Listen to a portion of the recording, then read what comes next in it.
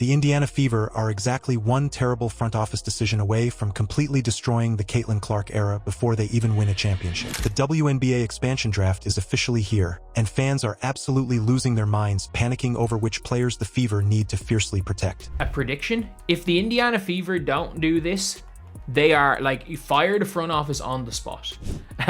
Protecting Christy Wallace instead of protecting KK Timpson, because every single player other than Caitlin Clark and KK Timpson, they have to offer a better, bigger contract to in order to keep. But let me be brutally honest. Most of you are terrified about losing the exact wrong names. If Indiana's front office caves to internet pressure and burns a valuable protection slot on a veteran who is already packing their bags, the entire management team should be fired on the spot. Because of the new, ruthless salary cap rules, this expansion draft is a complete psychological chess match.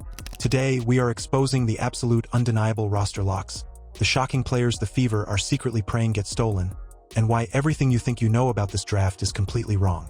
Let's go through the players. Kelsey Mitchell, keep, core, no matter what. If Kelsey Mitchell gets cored and signs a supermax extension, she will be playing.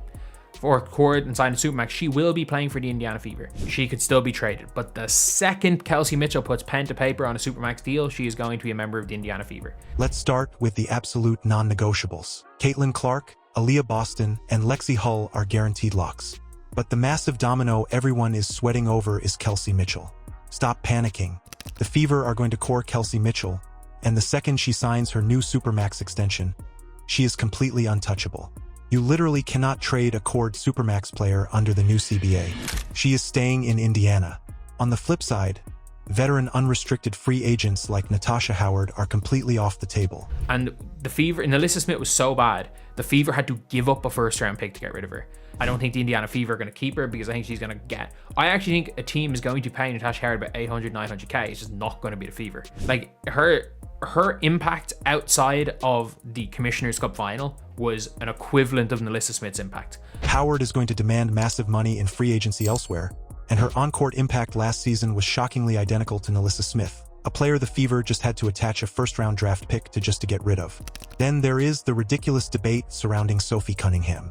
A massive portion of the fan base is screaming to protect her, but doing so would be the dumbest front office move in WNBA history. If an expansion team wants to hand Cunningham a massive $1.2 million deal, she is leaving anyway. We literally just watched the Las Vegas Aces make this exact devastating mistake. They foolishly protected veteran Tiffany Hayes over Kate Martin.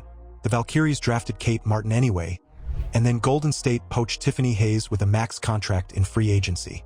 The Aces lost both players for absolutely nothing, and the Fever cannot afford to repeat that exact same disaster. So who actually gets those final, extremely valuable protection spots? The Fever will probably protect KK Timpson strictly because she is on a dirt-cheap rookie contract, making her a zero-risk trade asset.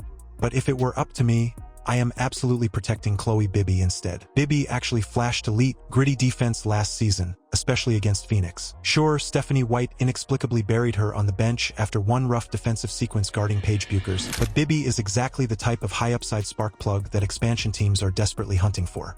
Ultimately, brace yourselves for a brutally anticlimactic draft. These new front offices don't actually want the bottom-of-the-bench players you are worried about. They are going to draft a few recognizable names and then strictly target overseas stash players you've never even heard of. But I want to hear from you to settle the debate. If you are the Fever general manager, are you burning your final protection spot on a cheap rookie like KK Timpson or a proven defensive enforcer like Chloe Bibby? Drop your ultimate protection lists in the comments, hit that like button, and subscribe for more daily WNBA deep dives. I'll catch you in the next one.